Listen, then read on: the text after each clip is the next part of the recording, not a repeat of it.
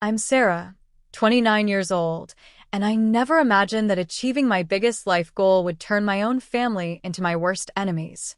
After 7 years of working as a software engineer and saving every possible penny, I finally bought my dream house. Instead of congratulations, I got a lawsuit. My parents and my younger brother Jake decided that my hard-earned home should belong to him instead. What followed was a legal battle that exposed family secrets I never knew existed and changed everything I thought I knew about the people who raised me.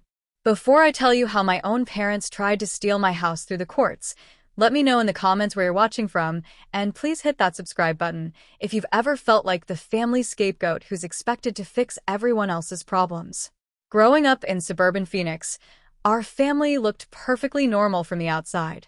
My dad, Robert, worked as a regional sales manager for an electronics company, while my mom, Linda, was a part-time bookkeeper for various small businesses. We lived in a modest ranch house with a xeriscaped front yard and a small pool in the back. Nothing fancy, but comfortable enough for a middle-class family. The dynamics between me and my younger brother Jake were apparent from early childhood. I was the quiet, studious one who colored inside the lines and finished homework before watching TV. My room was organized with labeled storage bins and a desk calendar where I tracked assignments and activities. I saved my allowance in a piggy bank divided into sections for spending, saving, and charity, just like the financial literacy book I'd checked out from the library. Jake, 3 years younger, was my complete opposite. Charismatic and impulsive, he could talk his way out of any trouble with a charming smile and quick wit. His room looked like a tornado had hit it, with clothes, toys, and art supplies scattered everywhere. When he broke something, which happened regularly, he'd flash those big brown eyes and somehow convince our parents it was an accident or, better yet, someone else's fault. "Sarah's so responsible," my mother would say with pride, though it often felt more like a burden than a compliment. "She never gives us any trouble." Meanwhile, Jake's latest adventure would dominate dinner conversation. His art project, his Little League game, his hilarious story about something that happened at school. Even his failures became endearing family anecdotes. In high school, our differences became more pronounced. I joined the robotics team, volunteered at the animal shelter, and worked part-time at a local computer repair shop. My bedroom walls were covered with programming certificates and college brochures. I'd already decided to major in computer science at Arizona State University, a practical choice that offered good job prospects and in-state tuition. Jake bounced from interest to interest like a pinball. One semester he was passionate about film, the next it was music production, then suddenly he was all about entrepreneurship. His room filled with half-finished projects, a guitar he never learned to play, camera equipment for movies he never made, business plan notebooks with grand ideas that never went anywhere. When Jake failed algebra sophomore year, my parents hired a tutor and rearranged their schedules to supervise his studying. When I made the National Honor Society that same semester, they said, "We always knew you would, honey," and immediately turned back to discussing Jake's algebra remediation plan. College followed the same pattern. I earned partial academic scholarships, but still needed student loans to cover the remaining costs. I accepted this as my responsibility, working 20 hours a week at the campus IT help desk while maintaining a 3.8 GPA. Jake started at community college, but dropped out after one semester because the professors didn't understand his learning style. He then tried trade school for automotive repair, lasting 3 months before deciding he was too creative for manual labor. After graduation, I landed a position at a mid-sized software company in Scottsdale. The work was challenging and engaging, developing database management systems for healthcare companies. I started as a junior developer, but quickly proved myself through dedication and problem-solving skills. Within 2 years, I'd been promoted to senior developer, and by year 5, I was leading a small team on major projects. Throughout my 20s, I lived in a cramped one-bedroom apartment in Tempe, furnished with hand-me-downs and garage sale finds. I drove a reliable but ancient Honda Civic with 180,000 miles and manual windows. My entertainment budget was limited to Netflix and hiking trails around Phoenix. Every month, I meticulously tracked my expenses in a spreadsheet, allocating 60% of my income to savings for my future house down payment. Meanwhile, Jake lived at home, floating between various jobs and entrepreneurial schemes. He'd work at a restaurant for a few months before quitting because the manager didn't appreciate his innovative customer service ideas. Then he'd try selling insurance, but quit when he realized it required actual sales skills. Next came a brief stint at a marketing agency that ended when he decided corporate culture was soul-crushing. Between jobs, Jake would launch business ventures that required startup funding. A food truck specializing in fusion breakfast burritos that never made it past the business plan stage. An online vintage clothing store that involved my parents buying inventory Jake never actually sold. A social media consulting company that consisted mainly of Jake posting inspirational quotes on Instagram. My parents funded each venture with a mixture of hope and enabling behavior. When Jake's food truck idea needed $15,000 for equipment, they took out a personal loan. When his vintage clothing business required inventory investment, they used their vacation savings. When the social media consulting company needed a laptop and professional camera equipment, they put it on credit cards. Each failure was met with comfort and encouragement rather than accountability. Jake just needs to find his passion, my mother would say. He's got so much potential. He just needs the right opportunity. My father would nod in agreement, adding, "Not everyone follows a traditional path. Some people are innovators." When I finally paid off my student loans at 27, I began seriously house hunting. I'd saved $80,000 for a down payment and had excellent credit from years of responsible financial management. I researched neighborhoods, comparing property values, school districts, and future development plans. I attended open houses every weekend, took notes, and created comparison spreadsheets. The Phoenix housing market was competitive, but I was patient and prepared. After 6 months of searching, I found it. A beautiful 3-bedroom house in Ahwatukee with mountain views, updated kitchen, and a backyard perfect for the dog I planned to adopt. The house was exactly what I dreamed of, not too big, not too small, with character and potential. The previous owners had maintained it beautifully, though some cosmetic updates would let me put my own stamp on the space. Hardwood floors throughout, large windows that captured the desert light, and a kitchen island where I could finally cook properly instead of hunching over my apartment's tiny countertop. When my offer was accepted, I felt a surge of accomplishment unlike anything I'd ever experienced. At 29, I was going to be a homeowner. Not because I'd inherited money or married someone wealthy, but because I'd worked hard, saved diligently, and made it happen myself. The closing process went smoothly, and on a sunny Tuesday in March, I signed the final papers and received the keys to my own house. Walking through the empty rooms afterward, my footsteps echoing on the hardwood floors, I felt overwhelmed with gratitude and pride. This was mine. Every mortgage payment would build equity, not disappear into a landlord's pocket. I could paint the walls any color I wanted, plant a garden, and finally get that golden retriever I'd been wanting for years. That evening, sitting on the built-in window seat in what would become my home office, I called my parents to share the news. I expected excitement, maybe questions about the mortgage process, perhaps offers to help with moving or painting. "Oh, you actually went through with it?" My mother's voice carried surprise rather than celebration. "Yes. I closed today. I'm officially a homeowner," I said, trying to maintain my enthusiasm despite her lukewarm response. "That's nice, dear. How many bedrooms did you say it has?" 3. 1 master bedroom, 1 home office, and a guest room," I explained, puzzled by her tone. "3 bedrooms seems like a lot for just you," she said, and something in her voice made me uneasy. My father got on the phone then. "What's the square footage? Property taxes reasonable? You get a good inspector?" His questions felt more like an interrogation than paternal interest. I invited them over for dinner the following Sunday, eager to show off my achievement and share this milestone with my family. I spent the week unpacking boxes and arranging furniture, wanting everything to look perfect for their visit. When Sunday arrived, I'd prepared their favorite meal, my grandmother's lasagna recipe, and set up a card table in the dining room since my furniture hadn't all arrived yet. I even bought a bottle of champagne to celebrate. My parents arrived precisely at 6, with Jake trailing behind them, looking uncharacteristically serious. After perfunctory hugs, I gave them the tour, proudly pointing out features I loved and improvements I planned to make. The master bedroom has a walk-in closet and ensuite bathroom, I explained, opening doors to show the space. Seems excessive for one person, my mother commented, running her finger along the windowsill. The backyard needs work, my father noted, peering through the sliding door. Landscaping won't be cheap in this climate.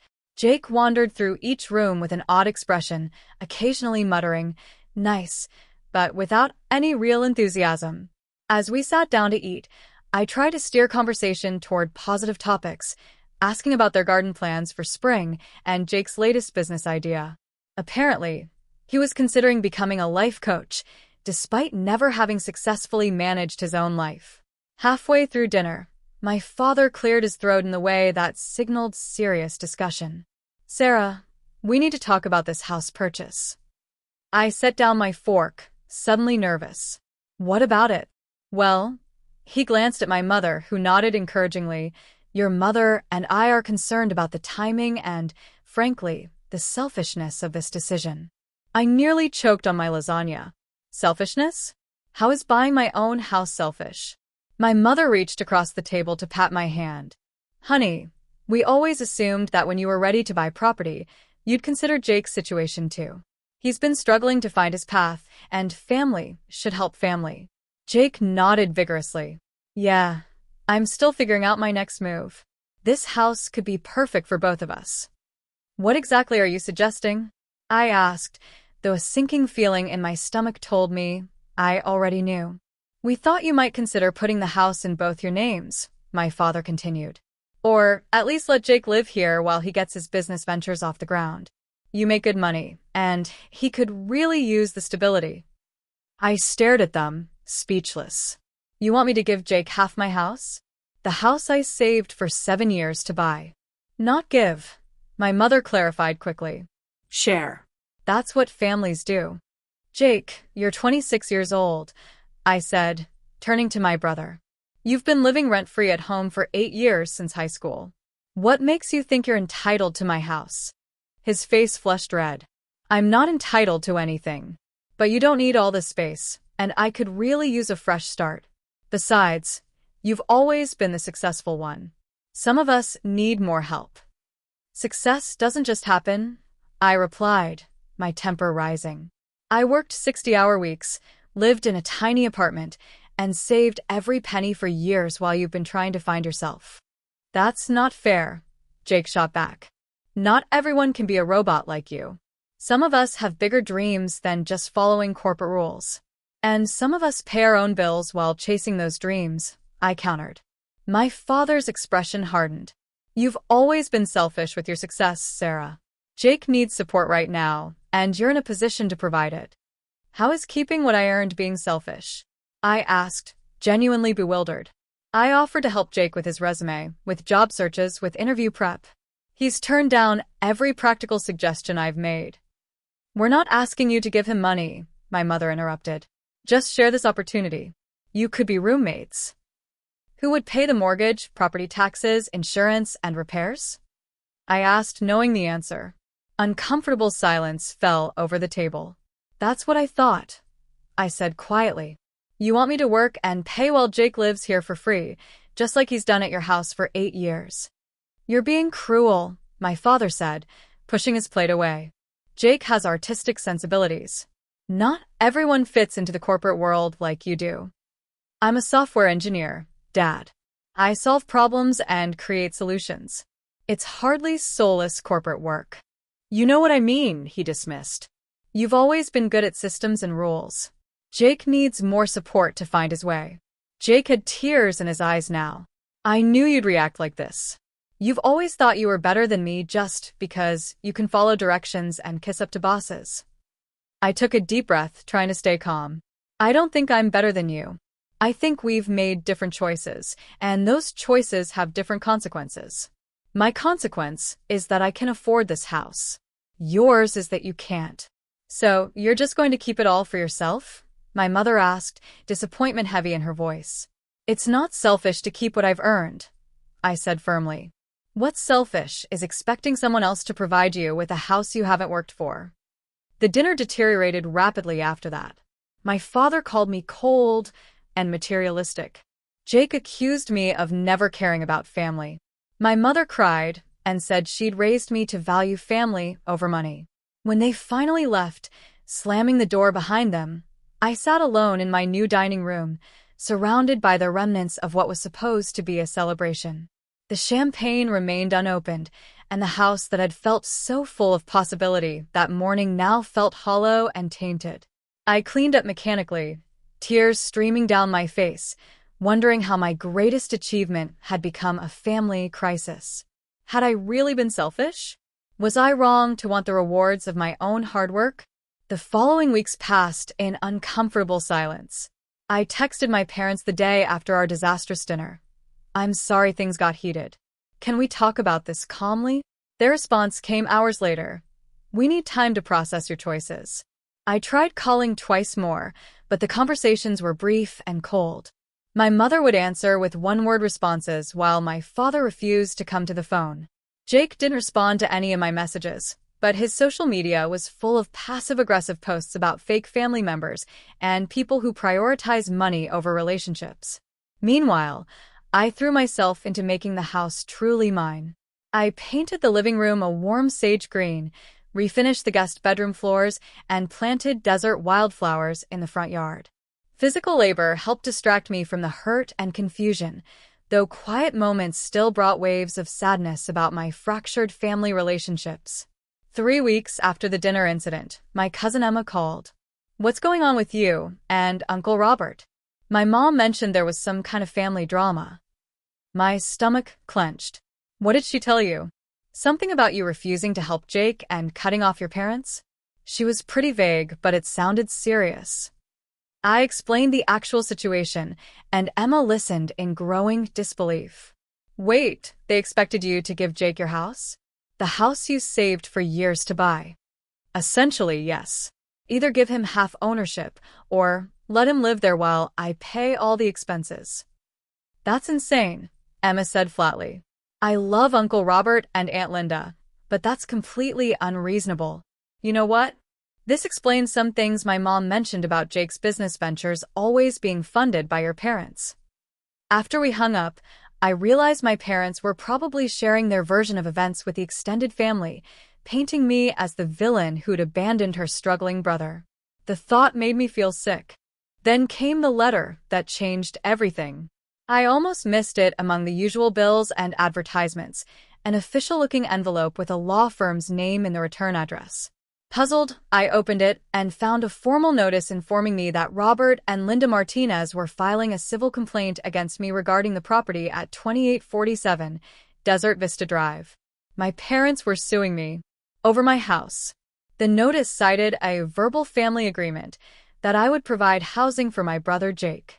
It claimed that my parents had provided financial assistance throughout my adult life with the understanding that I would eventually purchase a family home that would benefit both their children. I had to read it 3 times before the reality sank in. This wasn't just a family disagreement anymore. This was a legal battle that could result in me losing my home. That night, I had my first panic attack. Sitting on my bathroom floor at 3 a.m., I couldn't breathe, my heart pounding so hard I was certain I was having a heart attack. 20 minutes later, the physical symptoms subsided, leaving me exhausted and more frightened than I'd ever been. The next day, I called in sick to work and found a lawyer. Emma had recommended her sister's divorce attorney, Maria Santos, who was known for being both compassionate and fierce. Her office was in a converted historic building in downtown Phoenix, professional but warm. After reviewing the legal notice and our text message history, Maria was direct. Legally, this case is weak. Verbal agreements about property need documentation to be enforceable, and parental gifts are presumed to be gifts unless explicitly stated otherwise.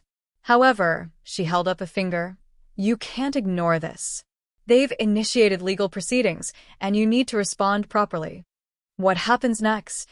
I asked, feeling slightly relieved but still anxious. They'll file a formal complaint.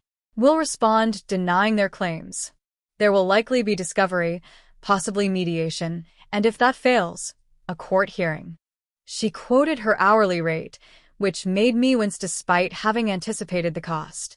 It's expensive, I admitted, especially on top of a new mortgage. Maria nodded sympathetically. Unfortunately, legal defense is rarely cheap. The good news is that if their claims are as baseless as they appear, we may be able to recover your legal fees from them. I left her office with mixed emotions, relief at having professional help, anger that my family had forced me into this position, and deep sadness that our relationship had deteriorated to this point. The lawsuit began affecting every aspect of my life. I lost weight because my stomach was constantly in knots. Dark circles appeared under my eyes from insomnia. I started making small errors at work, nothing that compromised our projects, but enough that my team lead, David, noticed. "Sarah, you've always been our most reliable developer," he said during a one-on-one meeting. "Whatever's going on, it's clearly affecting your work. Do you need some time off?" I gave him a simplified version of the situation, and he immediately approved a week of emergency leave. "Focus on getting this resolved," he said kindly. "We need you at your best, and you can't give that when you're this distracted." The discovery process revealed details that felt like fresh betrayals. Text messages between my parents and Jake, obtained through legal discovery, showed they'd been planning this for months. In one exchange from January, my mother wrote, "Sarah mentioned she's house hunting. We need to make sure Jake's future is secure before she makes any commitments." My father responded, "Agreed. She's always understood her responsibility to family. We just need to remind her." Even more revealing was a text from Jake to my parents after I'd announced finding the house. "Did you tell her about me living there yet? She needs to understand that's part of the deal." Part of the deal. As if my decade of hard work had all been for someone else's benefit. The financial records clearly showed that any money my parents had given me, birthday gifts, Christmas money, the occasional help with car repairs, had been explicitly given as gifts or, in rare cases, promptly repaid loans. There was zero documentation supporting any agreement about future property purchases. Most shocking was what we discovered about Jake's recent activities. Through various legal documents and background checks, Maria uncovered that Jake had been heavily involved in cryptocurrency day trading over the past 2 years. He'd lost significant amounts of money, far more than anyone in our family knew, and had been using credit cards to cover his losses. The timeline suggested this financial crisis was the real motivation behind the sudden pressure for me to provide housing. They weren't concerned about Jake's general future. They were trying to solve his immediate financial disaster by forcing me to provide free housing. "They're using the legal system to bail Jake out of his gambling debts," Maria explained during one of our preparation meetings. "Unfortunately, this happens more often than you'd think. Family members with financial problems pressure relatives to solve their self-created crises." The first court appearance was for a preliminary hearing. Walking into the courtroom and seeing my family on the opposite side felt surreal. My parents sat stiffly in their best clothes, avoiding eye contact with me. Jake, wearing a suit I'd never seen before, kept whispering urgently to their attorney, a slick-looking man in an expensive suit who radiated the kind of confidence that money can buy. Judge Patricia Wong, a woman in her 50s with short gray hair and intelligent eyes, reviewed the initial filings with obvious skepticism. "Mr. Harrison," she addressed my parents' attorney, "your complaint alleges a verbal agreement regarding property co-ownership, yet provides no documentation of such an agreement. Can you elaborate?" Mr. Harrison launched into a flowery speech about family understandings and implicit agreements, claiming that as the financially successful daughter, I had always been expected to provide for my artistically gifted but financially vulnerable brother. Judge Wong didn't look impressed. "And these financial contributions your clients claim were made toward future shared property. Do you have records indicating they were loans rather than gifts?" "Your Honor, in family situations, formal documentation is often foregone in favor of trust and mutual understanding," he replied smoothly. The judge looked at him over her reading glasses. "Mr. Harrison, this court deals in evidence, not assumptions about family trust." Nevertheless, she ordered mandatory mediation before proceeding to trial. "Given the family nature of this dispute, I'm requiring mediation with court mediator Johnson within 30 days. Maria had prepared me for this possibility. Mediation is standard in family disputes, she'd explained. The court prefers families resolve things without a trial when possible. The mediation session was held the following week at the county courthouse. The mediator, Robert Johnson, was a former family court judge with a calm, grandfatherly demeanor. He explained that mediation was confidential and his role was to help us reach a mutually acceptable resolution.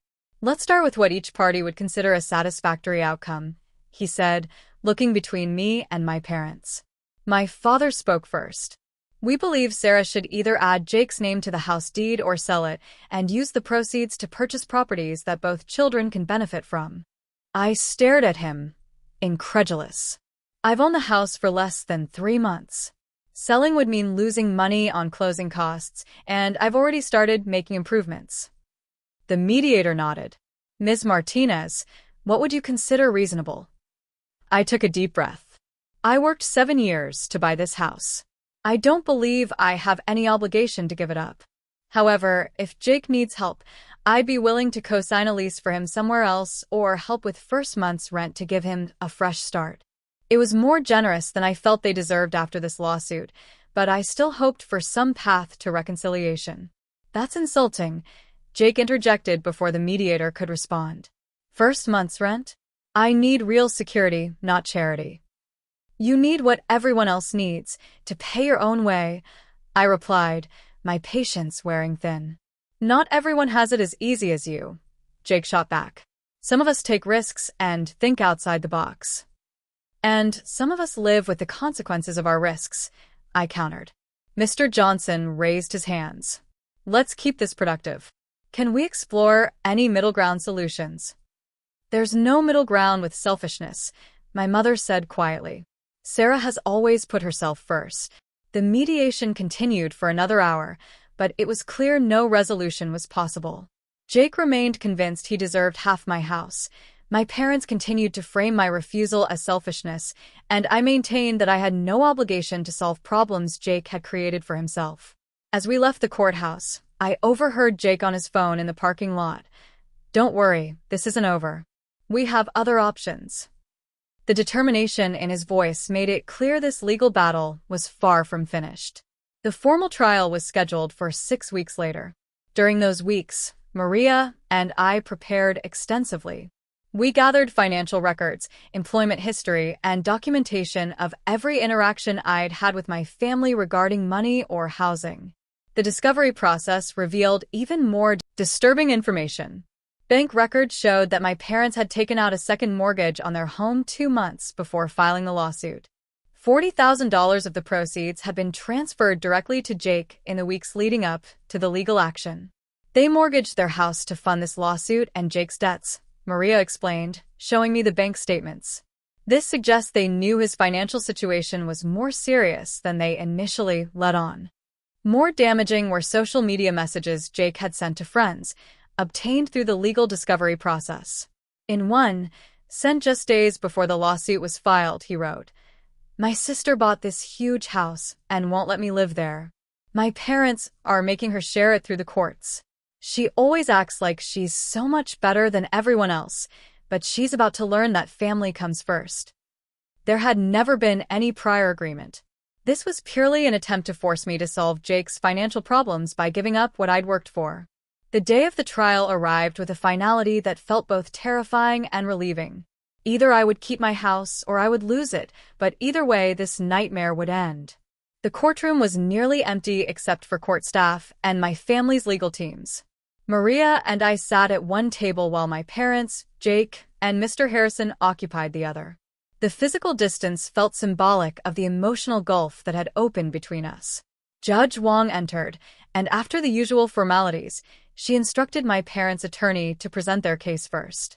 Mr. Harrison approached with practiced confidence. "Your Honor, this case is about family obligations and promises made. The Martinez family raised 2 children with different strengths. Sarah, the elder, was gifted with analytical skills and financial discipline. Jake, the younger, possesses creative talents but faces challenges in traditional work environments."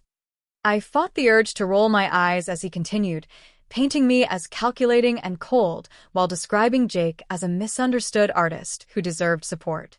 My parents testified next, my father explaining how they'd invested in my future with the understanding that I would help secure housing for both children. My mother tearfully described how they'd always taught us to share and support each other. When Jake took the stand, he delivered a performance worthy of his brief stint in community theater. With trembling voice and strategic pauses, he described alleged conversations where I'd supposedly promised to help him with housing someday. Sarah always said family comes first, he claimed. She promised that when she bought a house, I'd have a place in it. I've planned my whole life around that promise. Maria took notes throughout their testimony, occasionally leaning over to point out inconsistencies or outright fabrications. When it was our turn, she stood and addressed the judge with quiet confidence. Your Honor, what we've heard today is a creative reinterpretation of family dynamics designed to justify an unreasonable claim on my client's property. The plaintiffs have provided no evidence, no documentation, no witnesses, no contemporaneous records of any agreement regarding Ms. Martinez's home. She then called me to testify. With steady voice, I presented my financial records showing how I'd saved for the down payment through years of careful budgeting and overtime work. I explained that any financial help from my parents had been clearly given as gifts for birthdays or holidays, with no strings attached. Maria then presented evidence of my attempts to help Jake professionally, emails where I'd sent him job listings, offered to review his resume, and even connected him with contacts in the tech industry who might have opportunities. Far from abandoning her brother, Ms. Martinez has repeatedly offered practical assistance, which Mr. Martinez has consistently declined, Maria pointed out. The most damaging evidence came next. Maria presented the text messages and bank records we'd obtained during discovery, showing that Jake's financial crisis and my parents' second mortgage had preceded the lawsuit by just weeks. Your Honor, the plaintiffs claim this is about family support and long-standing agreements. The evidence shows it's actually about using the legal system to force Ms. Martinez to bail out her brother's financial problems with her hard-earned home. Mr. Harrison objected, claiming the financial evidence was irrelevant, but Judge Wong overruled him. The court finds this evidence highly relevant to the plaintiff's motivations and credibility. Then came the moment that changed everything. Maria presented Jake's social media posts and messages to friends, obtained legally through discovery. In one particularly damaging post, written the day after my housewarming dinner, Jake had written, "Family meeting didn't go as planned. Sarah thinks she can just keep her big house to herself while I struggle. Parents are exploring legal options to make her do the right thing. Sometimes you have to force people to be decent." There had been no prior agreement, no family understanding, no promise of shared housing. This was simply an attempt to force me to solve problems I hadn't created. Judge Wong called a brief recess to review all evidence. When she returned, her expression was stern. Having reviewed all testimony and evidence presented, this court finds no legal basis for the plaintiff's claim against Sarah Martinez regarding the property at 2847 Desert Vista Drive. There is no credible evidence of any agreement, implicit or explicit, that Ms. Martinez would provide housing for her brother or that parental gifts were conditional on such an arrangement. Relief flooded through me as she continued. Furthermore, the court is troubled by what appears to be an attempt to use the legal system to enforce unreasonable family expectations. The defendant has clearly demonstrated that she purchased her home through legitimate means using her own earned income and savings. She paused, looking directly at my parents. Additionally, given the frivolous nature of this claim, the defendant's motion for legal fees is granted. Plaintiffs will reimburse defendant for reasonable legal expenses incurred in defending this baseless action. Jake let out a strangled sob and rushed from the courtroom. My mother looked devastated, while my father's face had gone ashen. Maria squeezed my arm. "It's over," she whispered. "You won." But as I looked across the courtroom at my parents, who couldn't meet my eyes, I wondered what exactly I had won and what it had cost me. I sat in my car in the courthouse parking lot for a long time after the trial ended, unable to drive, unable to process what had just happened. Yes, I had kept my house. Yes, the judge had seen through my family's manipulation. But I had lost something precious in the process, the ability to trust the people who were supposed to love me unconditionally. My phone buzzed with texts from coworkers and friends who'd been following the situation. David from work wrote, "Heard it went well. Drinks to celebrate when you're ready." Emma sent, "Justice served. Proud of you for standing up for yourself." But winning felt hollow. This should have been a celebration of justice, but instead, it felt like mourning the family I thought I had. That evening, my friend and colleague Maya brought takeout to my house.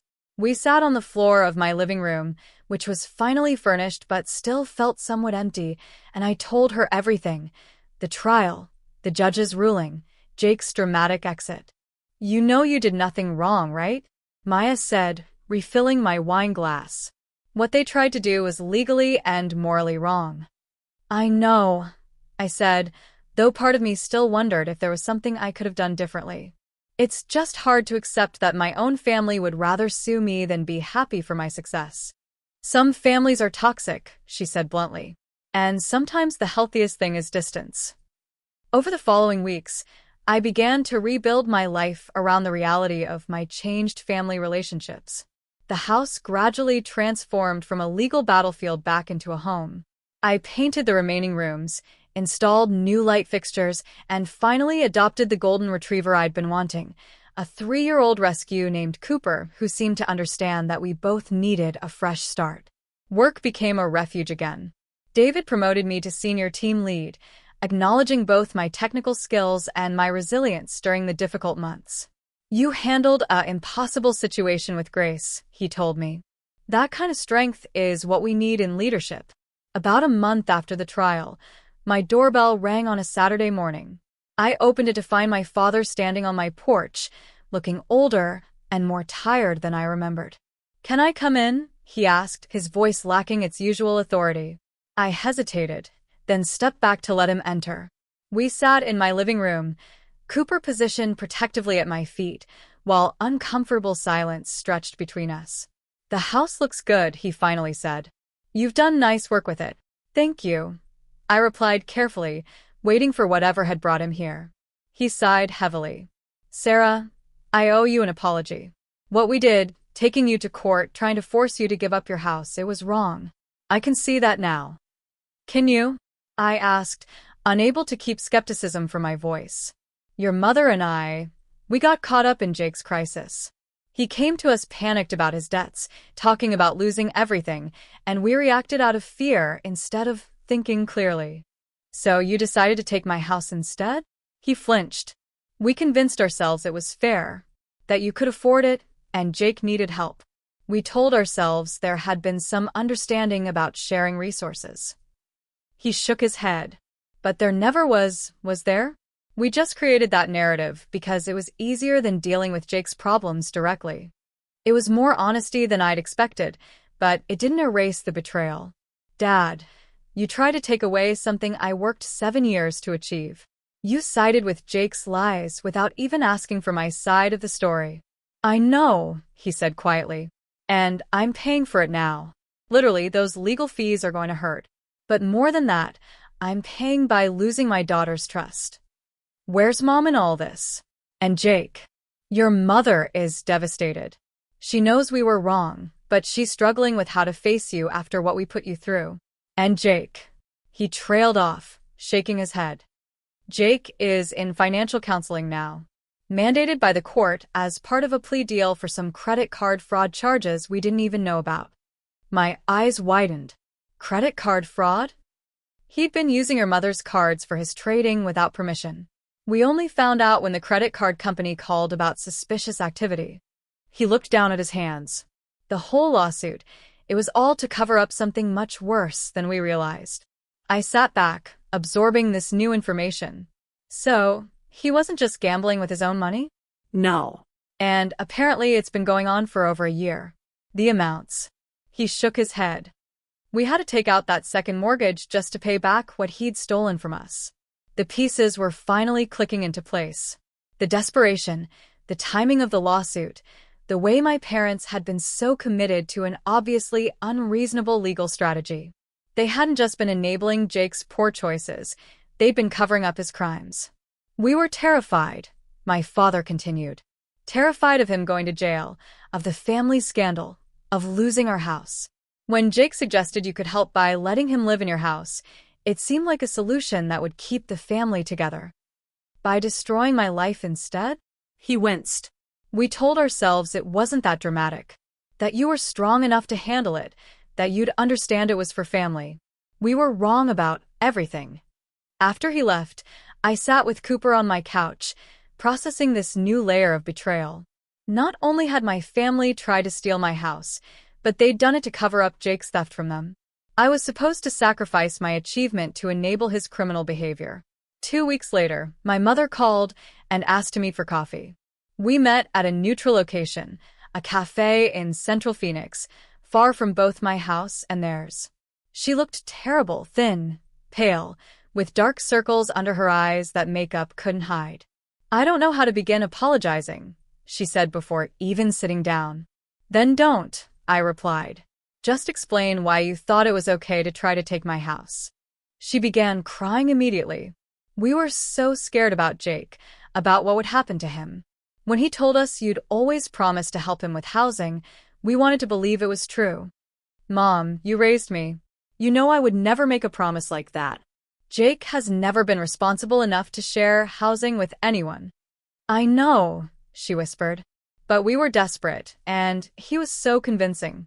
He showed us edited text messages that made it look like you'd agreed to help him. Edited messages? She nodded miserably. He'd taken screenshots of old conversations and manipulated them to look like you'd promised to let him live in your house. We should have questioned it, should have talked to you directly, but we were so panicked about the fraud charges. Another layer of manipulation revealed. Jake hadn't just convinced them I owed him housing, he'd actively deceived them with falsified evidence. Can you ever forgive us? She asked, reaching across the table for my hand. I didn't pull away, but I didn't squeeze back either. I don't know, Mom. This isn't just about the lawsuit. It's about 30 years of putting Jake's wants ahead of everything else, including basic fairness to me. I know we favored him, she admitted. We told ourselves it was because he needed more help, but really it was because his problems were more dramatic, more immediate. Your successes seemed inevitable, so we didn't celebrate them properly. It was the most self-awareness she'd ever shown about our family dynamics, but it came too late to undo decades of damage. I need time, I told her. And I need you to understand that if we're going to rebuild any kind of relationship, it has to be different. No more expecting me to fix Jake's problems. No more comparing us. No more taking his side by default. She nodded tearfully. Whatever you need. I just want my daughter back. Over the following months, I slowly, carefully began rebuilding limited contact with my parents. We met for lunch occasionally, always in public places. They respected my boundaries about not discussing Jake unless I brought him up, and they never asked to visit my house unless I offered. The legal fees they'd been ordered to pay helped me finish renovating my home office and backyard, a bitter irony that my parents' attempt to take my house had ended up funding its improvement. As for Jake, I didn't see or hear from him directly for over a year. Through my parents, I learned he'd completed his financial counseling, found a steady job as a customer service representative for a software company, and was living in a studio apartment while paying restitution for the credit card fraud. Then one day, shopping at a farmer's market in Scottsdale, I turned a corner and nearly walked into him. He looked different, thinner, more serious, his usual cocky demeanor replaced by something that might have been humility. "Sarah," he said, clearly as surprised as I was. "Hi." "Hello, Jake," I replied carefully. We stood awkwardly among vendors selling organic produce and artisanal bread, the cheerful market atmosphere a stark contrast to the tension between us. "How are you?" he asked, and for once he seemed to actually want an answer rather than just waiting for his turn to talk. "I'm well," I said. "I heard you're working steadily now." He nodded. "Customer service isn't glamorous, but it pays the bills. I'm learning that's more important than I used to think." "That's good," I said, meaning it. "Steady work builds character." "I owe you an apology," he said suddenly. "A real one. Not the half-hearted stuff I used to do. What I did to you, trying to take your house, lying to Mom and Dad about promises you never made, it was wrong. Really, really wrong. It wasn't a perfect apology. There was still an undertone of his problems being the real issue, but it was more accountability than I'd ever heard from him. Thank you for saying that, I replied, not quite ready to say I forgave him, but acknowledging his effort. Your house, he said hesitantly. I drive by that neighborhood sometimes. Did you ever get that dog you talked about? I did. A golden retriever named Cooper. That's good, he said, and seemed to mean it. You always wanted a dog. We parted with an awkward hug and a mutual understanding that we weren't ready for more contact, but that maybe someday we could work toward being siblings again. The strangest part of the aftermath was how my life simultaneously contracted and expanded. I lost the comfortable assumption that family would always support me, but I gained deeper appreciation for the friends who had stood by me through the ordeal. Maya and I began hosting monthly game nights that attracted a regular group of coworkers and neighbors. David and his wife included me in their family barbecues. I even started dating again, slowly and carefully, eventually meeting Tom, a high school teacher with kind eyes and a quiet strength that put me at ease. When I cautiously shared the story of my family's lawsuit on our fourth date, expecting him to be shocked or put off by the drama, he simply said, "That must have been incredibly painful. Thank you for trusting me with it." As our relationship developed, I appreciated how Tom understood my need for independence and financial autonomy without taking it personally. Your house is an achievement you should be proud of, he said the first time I invited him over. I'm honored to be welcomed into it. Work continued to provide both challenge and satisfaction. 2 years after the lawsuit, I was promoted to engineering manager, overseeing a team of 12 developers across multiple projects. The leadership skills I developed during my legal crisis, staying calm under pressure, making difficult decisions, setting clear boundaries, served me well in management. 3 years after the lawsuit, I can honestly say I'm at peace with what happened. The experience, though painful, taught me invaluable lessons about boundaries, self-worth, and the true meaning of family. I learned that sometimes the people who are supposed to love you unconditionally will disappoint you in ways you never imagined possible. But I also learned that you can survive that disappointment and build something better on the other side. I discovered that saying no to unreasonable demands doesn't make you selfish. It makes you honest about what you can give without destroying yourself. That your worth isn't measured by how much you sacrifice for others, but by how authentically you live according to your values. Most importantly, I realized that home isn't just a physical structure you fight to keep. It's a space where you feel valued, respected, and free to be yourself. Sometimes that means setting boundaries with family members who can't provide that safety, even if it hurts. My house has become everything I dreamed it would be. A sanctuary where Cooper and I start each day with coffee on the back patio, watching the sunrise over the desert mountains. Where friends gather for dinners that actually end in celebration rather than conflict. Where I can pursue hobbies like pottery and gardening without worrying about anyone else's approval or expectations.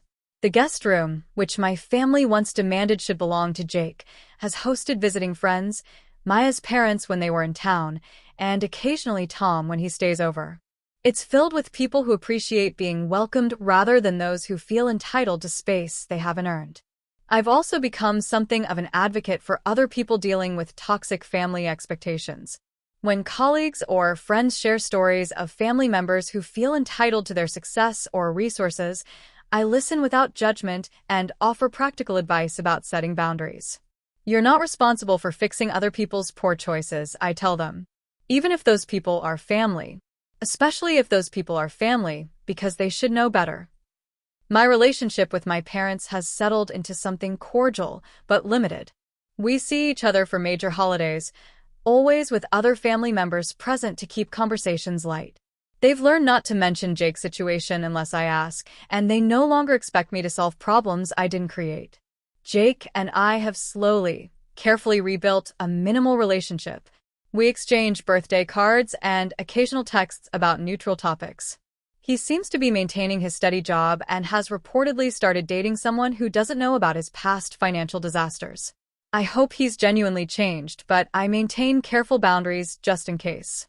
The legal fees my parents were ordered to pay ultimately totaled $18,000, money that went toward my home office renovation and a beautiful stone patio where Cooper likes to sunbathe. There's a certain poetic justice in the fact that their attempt to take my house ended up making it more beautiful. Last month, Tom and I got engaged. When I called my parents to share the news, their response was genuinely warm and excited. Perhaps the first time in my adult life they'd celebrated my achievements without immediately turning attention to Jake's needs. "We're so happy for you," my mother said, and I could hear tears in her voice. "You deserve all the love and happiness in the world." My father got on the phone to add, "Tom's a good man. We're proud of the life you've built." It felt like a small miracle, this moment of pure family joy without underlying drama or expectations. Maybe we really could build something healthier from the ashes of our old dysfunction. As I write this, sitting in my home office with Cooper at my feet and wedding planning books spread across my desk, I'm struck by how far I've come from that terrified woman sitting in a lawyer's office 3 years ago.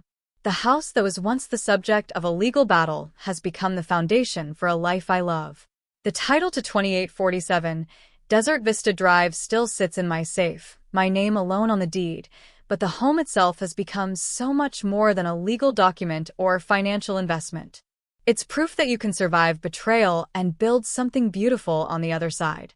That you can lose the family you thought you had and still create the life you actually want. If my story resonates with you, know that you're not alone in facing family members who feel entitled to your success or resources. You have the right to set boundaries, even with people who share your DNA. You have the right to keep what you've earned through your own hard work.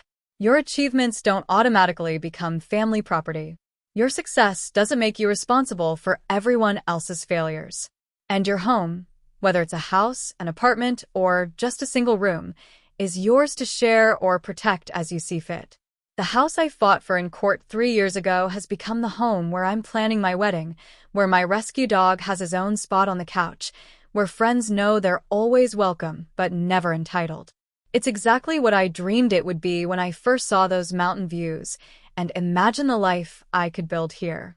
Sometimes the best families are the ones you choose for yourself. Sometimes the greatest victory isn't winning in court. It's building a life so full of genuine love and respect that the people who tried to tear you down become irrelevant to your happiness. My name is Sarah Martinez, and this is the story of how my family tried to steal my dream house and ended up teaching me what home really means.